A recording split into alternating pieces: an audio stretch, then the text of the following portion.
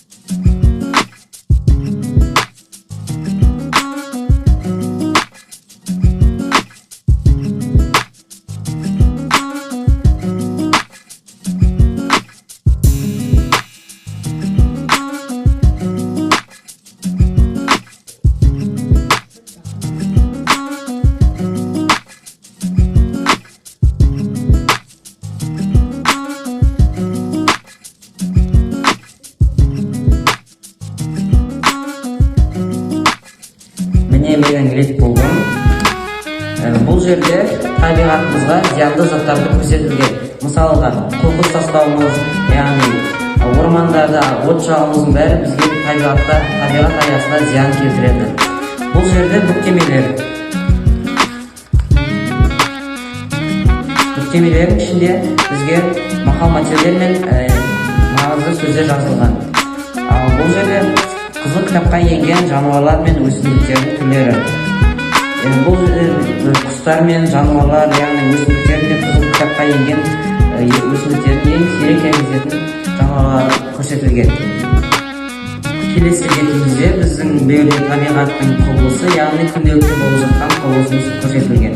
Ал бұл жерде келтірілген гүлдер мен өсімдіктер түрлері, яғни гербарий.